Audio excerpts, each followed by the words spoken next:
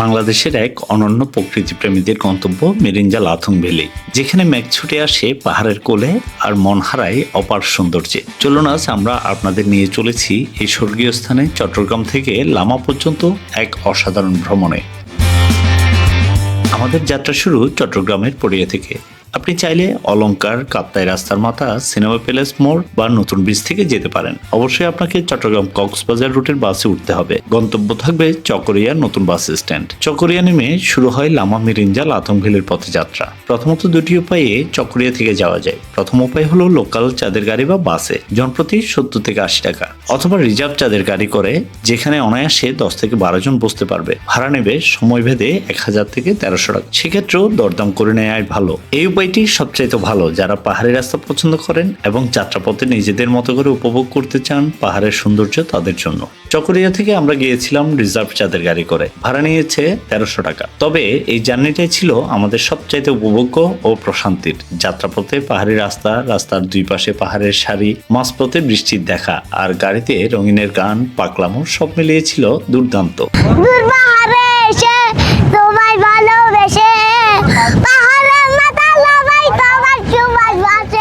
মধ্যপথে এখন বিরতি দিয়েছি আমরা।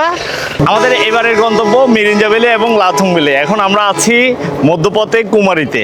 আমাদের যাত্রা বিরতি শেষ করে আমরা এখন আবার নতুন করে আমাদের যাত্রা শুরু করছি আমাদের গন্তব্যের দিকে।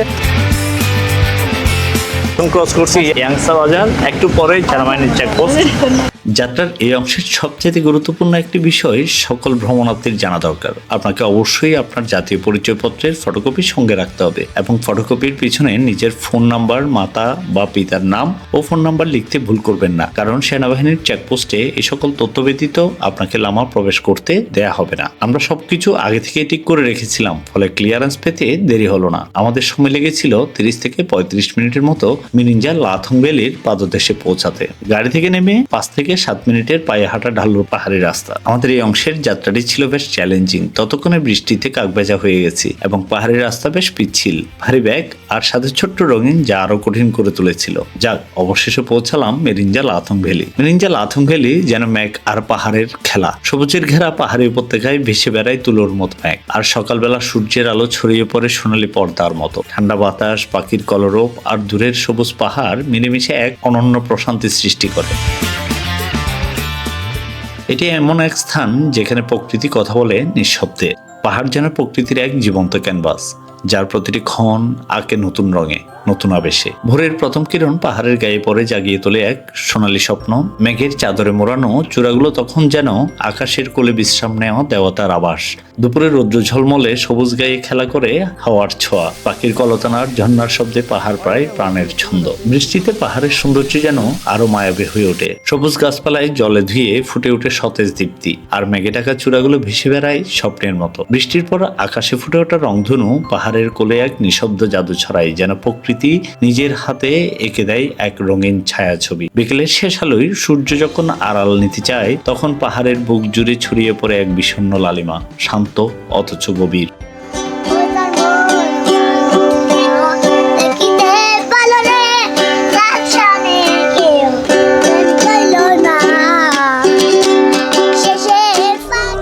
আর রাত, সে তো এক নিঃশব্দ কবিতা, যেখানে জোনাকির আলো আর বাতাসের শব্দে পাহাড় নিজেই হয়ে ওঠে এক রূপকথার রাজ্য। আমাদের কাটানো রাতও বেশ উপভোগ্য ছিল। রঙিনের গানের আড্ডা, বারবেকিউ পার্টি, নিস্তব্ধ পাহাড় বিদীর্ণ করে শিয়ালের হাঁক, ঝড়ো হাওয়া, সব মিলিয়ে রোমাঞ্চের কমতি ছিল না। লাথুং ভ্যালির রাতের ভিউ দেখানোর চেষ্টা করব। এটা হচ্ছে আমাদের কটেজের ভিউ। এটা আর আমাদের রাতের খাবারের প্রস্তুতি চলছে, রাতে বারবিকিউর জন্য। এখানে আশেপাশে বিভিন্ন গ্রুপে যারা এসেছে তারা সবাই মজা করছে, গান করছে, আড্ডা দিচ্ছে। এভাবেই পাহাড়ের প্রতিটি কোণ হয়ে ওঠে এক একটি কবিতা, এক একটি নিঃশব্দ অথচ মুগ্ধতার গল্প। পাহাড় ভ্রমণের প্রতিটি মুহূর্তে আমাদের প্রাণ হয়ে উঠেছিল আমাদের ছোট্ট রঙিন। তার মুখে ভেসে আসা শিশুতোষ সুর আর হাসিমাখা গান পাহাড়ের নিস্তব্ধতা ভেঙে এনে দিত এক আনন্দঘন ছন্দ। পথের ক্লান্তি, খাড়া ঢালু কিংবা বৃষ্টির অঝোর ধারা, সবকিছু যেন হালকা হয়ে যেত রঙিনের সুরলা কণ্ঠে, যা আমাদের মাতিয়ে রাখত অফুরন্ত ভালোবাসা আর উচ্ছ্বাসে।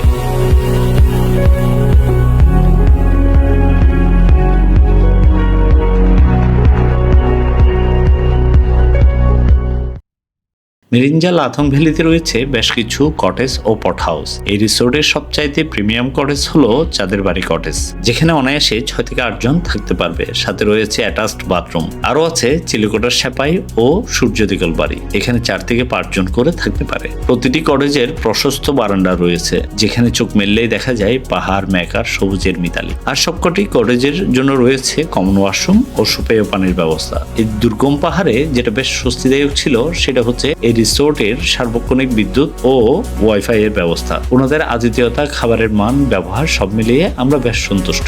আপনারা যারা এমন ভ্রমণে যেতে চান তাদের জন্য আমি মিরিঞ্জা লাথং ভ্যালির অফিসিয়াল ফেসবুক পেজ ও ফোন নাম্বার দিয়ে দিচ্ছি, অবশ্যই আগে যোগাযোগ করে নেবেন। শুভ সকাল। সে কটেছে এখন সকাল 6টা।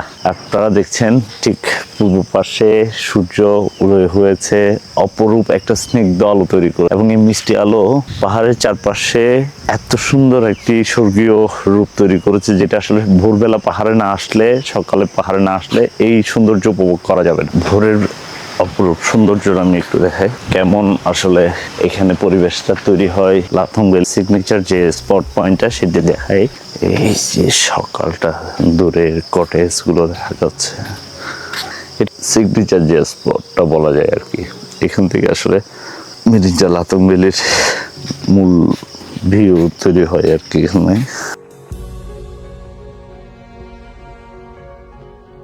যে পট হাউস গুলো হচ্ছে ঠিক এই কটেজের ঠিক পিছনে। এখানে পানির ব্যবস্থা আছে, নিচ থেকে এখানে পানি ওঠানো হয়। Reception room.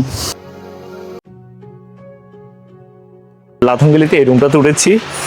এই যে সুন্দর একটা ভিউ, এটা ওভারঅল লাথং ভ্যালি। আমরা এই পার্টটাতে আছি, আর একটা পার্ট আছে আমাদের এই কর্নারে। ভিডিও আগেও দেখিয়েছি যে এই পথ ধরে আসলে আমরা উঠে এসেছিলাম, এই পথটা ধরে। আর এই স্পটটার নাম সোনারতরী স্পট। একটু ভয় লাগে এই যে পুরো পাহাড়টা। পুরো ভ্রমণে যার কথা না বললে নয়, তিনি আমার বিশ্ববিদ্যালয়ের বড় ভাই শিল্পী নিউটন দাদা ও ওনার স্ত্রী, যাদের আমন্ত্রণে মূলত আমাদের যাওয়া। দাদা সার্বক্ষণিক ফোন করে খবর নেয়া, সশরীরে এসে সুবিধা অসুবিধা তদারকি করা, যা ভুলবার নয়। দেখতে দেখতে আমাদের ভ্রমণ শেষ হয়ে এলো। এবার বাড়ি ফেরার পালা। বৃষ্টি যেন আমাদের যেতে দিতে চায় না, পথ আগলে রেখেছে। দূর থেকে সানবি ভাইয়ের ডাক, গাড়ি এসে পড়েছে। আমাদের লম্বা সফর শেষ করে এখন বাড়ির পথে রওনা হয়েছে। পাহাড়ি পথ বেয়ে ফিরছি শহুর জীবনে, কিন্তু পাহাড়ের বাঁকে ফেলে এলাম এক টুকরো হৃদয়। ফিরছি বটে, মনটা রয়ে গেছে মেঘের আলিঙ্গনে।